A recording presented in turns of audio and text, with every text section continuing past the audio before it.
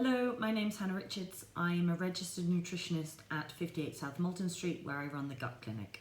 My main area is digestive health, and today I'm just going to talk to you a little bit about acid reflux because somebody's asked me to.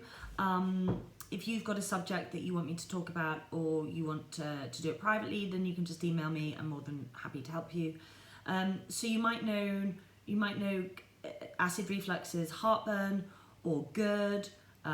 Otherwise it's known as gastroesophageal reflux disease.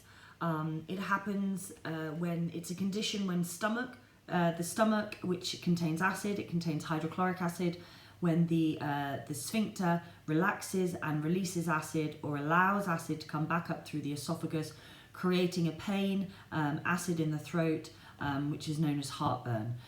It can happen when people are lying down, when their head is lower, so it's always worth going to bed if you have the problem with a higher pillow behind your head.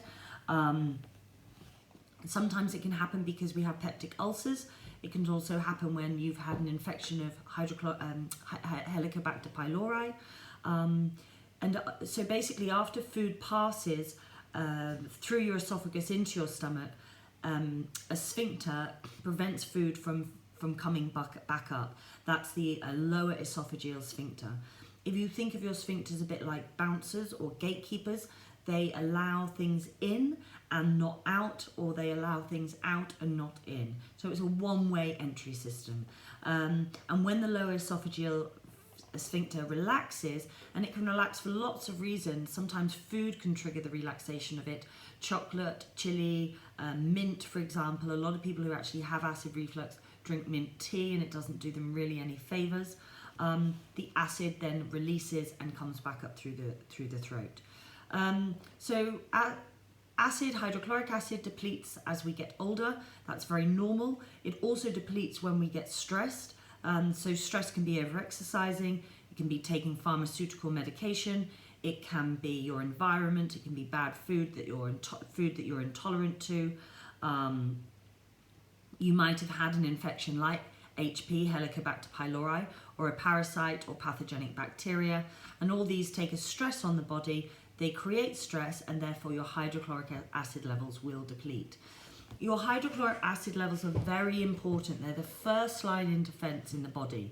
So it's like a pool of acid that the food comes down into and washes the food, if you like. It enables the breakdown of your macronutrients, and then allows them to be broken down sufficiently enough into chyme to go out through the sphincter of the stomach into the small intestines.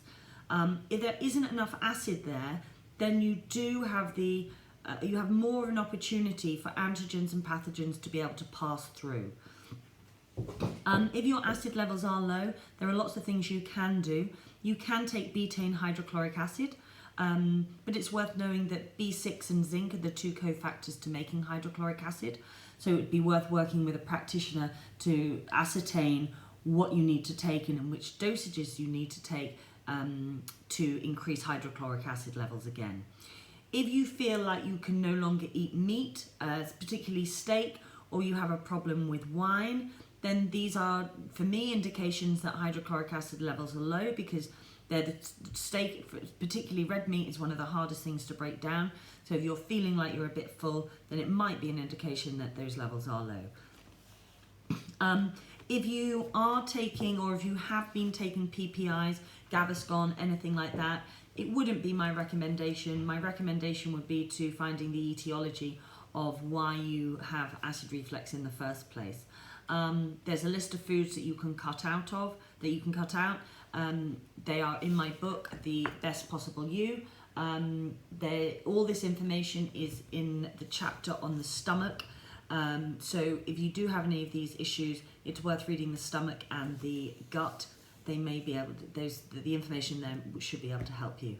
So if you have any other questions, or you want me to cover another subject, then do give me a buzz. You can contact me at 58 South Molton Street or via my website. But remember, your take home is that if you have acid reflux, you're more likely to have low acid and not high acid. And if you take Gaviscon or Renes or anything like that, you are depleting the acids to a level that you don't actually have a lot of. thereby decreasing your ability for protection, your first line of defense of everything that goes into your body systemically.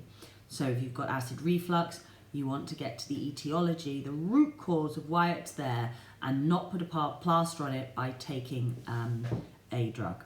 Hope that's been helpful. See you again.